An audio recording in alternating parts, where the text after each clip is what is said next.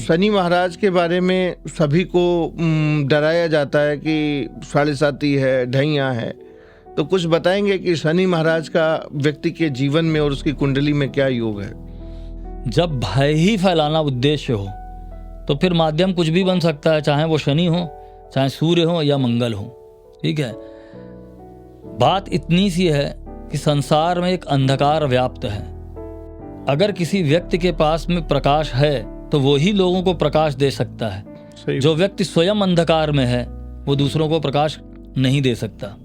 2 ग्रह और भी हैं जिनको राहु केतु के नाम से जानते हैं, उनका इम्पैक्ट क्या होता है लाइफ में? जैसा कि भारतीय ज्योतिष के अंदर राहु और केतु के लिए जो विधान कहा गया है, इनको कहा जाता है छाया ग्रह।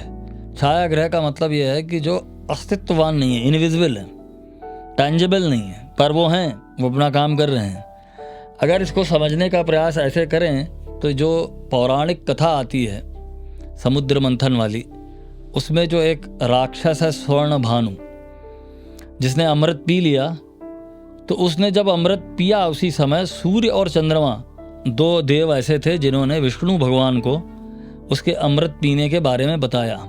तो भगवान ने सुदर्शन चक्र से उसका सर काट दिया। तो जो सर है वो राहु हो गया और जो धड़ है वो केतु हो गया। अब आपकी सारी इंद्रियां जितनी भी हैं वो आपके सर में ही हैं। अगर आपकी दृष्टि है तो आंख सर में है, अगर आप सुन सकते हैं तो कान आपके सर में है, अगर आप टेस्ट ले सकते हैं तो जिह्वा भी जो है आपके इस इतने पोर्शन में ही है। तो जिंदगी के अंदर, जीवन के अंदर जो आप इस जीवन को परसीव कर रहे हैं, अनुभव कर रहे हैं, उसमें सबसे बड़ा रोल जो है आपकी सारी 5 इंद्रियां आपके सर में है। अगर वो नहीं है तो आपके पास में किसी तरीके से परसेप्शन इस संसार का पॉसिबल नहीं है। तो संसार में संसार को उपभोग करने की जो अभिप्सा है वो राहु के पास है और वो बहिर्मुखी है, इट इज एक्सट्रोवर्ट। दूसरी तरफ जो केतु है उसके पास सर तो है नहीं, ना तो वो किसी तरीके से अनुभव कर सकता है, पर उसके पास में एक बड़ी व्यवस्था है जिसे हम कहते हैं इंट्यूशन।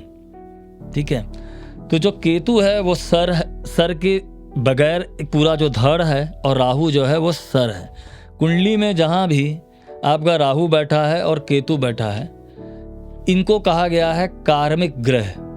तो अगर हम ऐसे मान लें कि जो समुद्र मंथन हुआ तो उसमें एक सर्प था जिससे मंथन किया गया, तो जो सर्प की जो पूंछ है वो केतु है और जो उसका सर है वो राहु है। ठीक है, तो वैदिक ज्योतिष का सिद्धांत इस आधार पे खड़ा हुआ है कि आपके कई पीछे जन्म हो चुके हैं और आगे भी आपके कई जन्म होंगे। तो हर जन्म में किए हुए जो कर्म हैं, जो आपकी हर जन्म में कुछ आपकी अभीप्साएं हैं, कुछ इच्छाएं हैं, जो आपकी पूर्ण इच्छाएं हैं, जो आपने अचीव कर ली हैं पिछले जन्मों में, उसका प्रतिनिधि केतु है।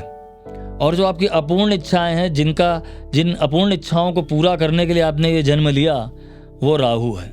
तो कुंडली में आपके जहाँ कहीं भी राहु बैठा है, जिस हाउस में, जिस भी हाउस में राहु बैठा है, the signification of that house will become your 24 hour obsession in your life.